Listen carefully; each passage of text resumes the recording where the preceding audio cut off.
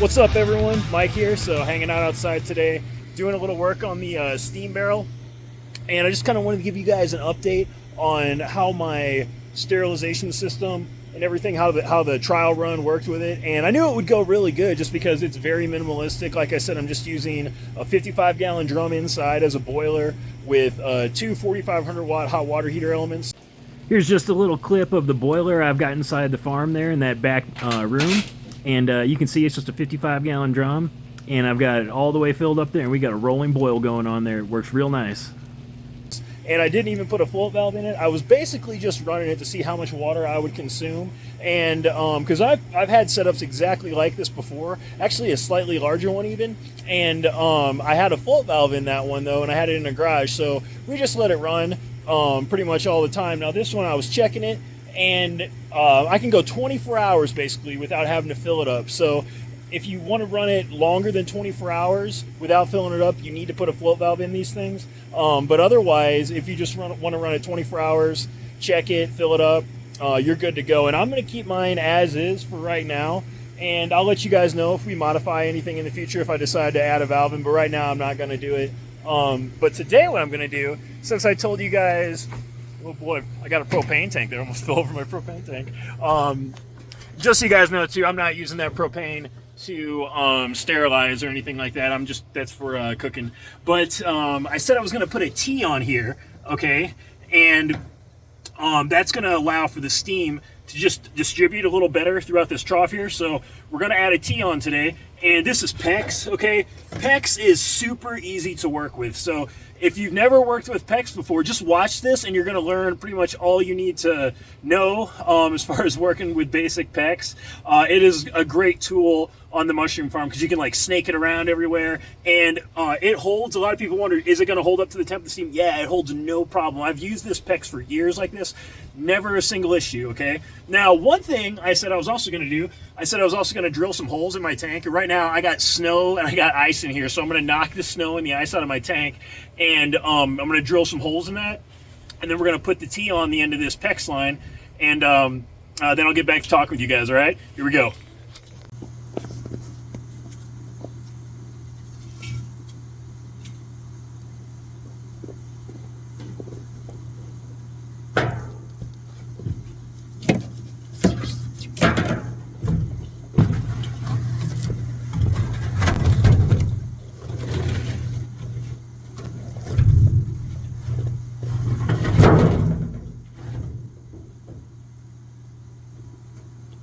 All right, so easy enough to dump it out. Now, what I am going to do, I'm going to put a tarp over it when I'm not using it right now. And actually, too, just so you guys know, if some people were wondering if I'm going to put a lid on this or anything when I'm using it, no, actually, I'm just going to use a piece of plastic or a tarp or something, and then I'll put a strap around it. You can use bungee cords or two or whatever. But that's all I've used in the past was either like just a little sheet of plastic or a tarp. And I have actually made lids, like really nice lids that go over tanks like this. And it actually doubled as a work table. But then when you're steaming, you couldn't really use it as a work table because you got steam coming out and everything's super hot. And it's just, I don't know, I didn't really like it that much. So I'm not going to go to the extent to making a lid for this thing this time. I'm just going to use tarps and plastic or whatever with like a strap around it. And that's what will keep the steam kind of locked in this. But anyway, I'm just going to go ahead. I'm going to show you how we're going to drill the holes in here. I got this tool. So when I'm just doing like rough farm work, a step bit, okay, is an awesome tool to have. So you can, this one is like a 3/4 inch, so you can make a huge hole if you really just wanted to like keep reaming it in something real quick. So let me show you how this thing works.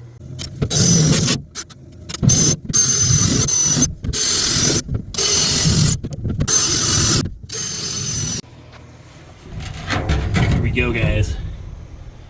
No rhyme or reason, really. I kind of just like to put some towards the edges.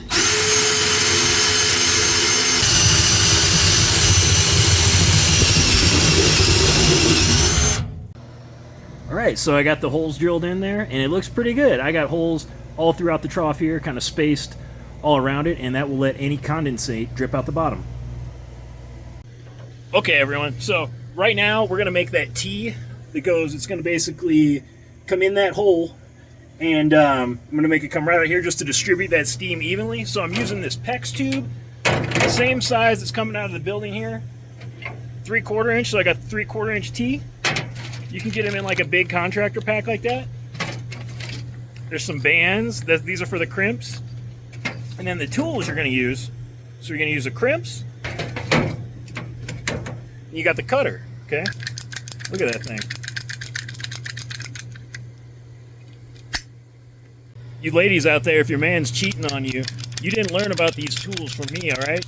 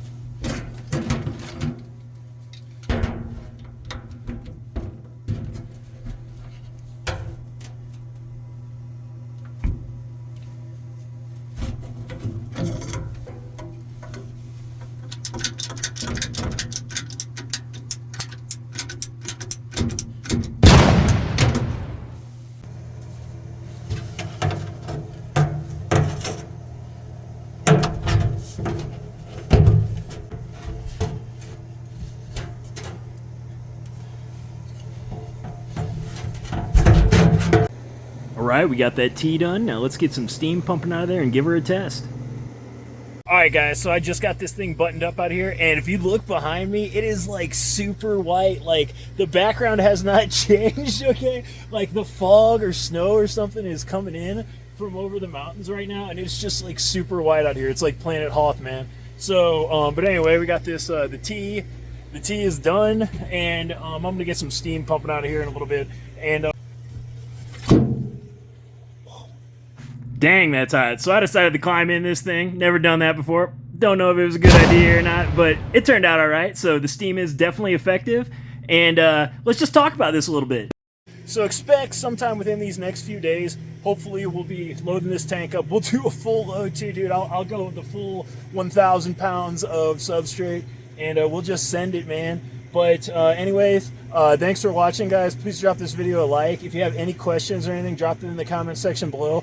I will link the first video I did on building my sterilization system or my atmospheric steamer in the description box below. So if someone wants to check that out, just click in that description box below, and you can see that first video I did on how I built like the whole system from the circuit breaker box all the way back to the boiler. So like electronics or the electrical and everything included in that. But that's all I got for you on this one, and I'll catch you guys on the next one.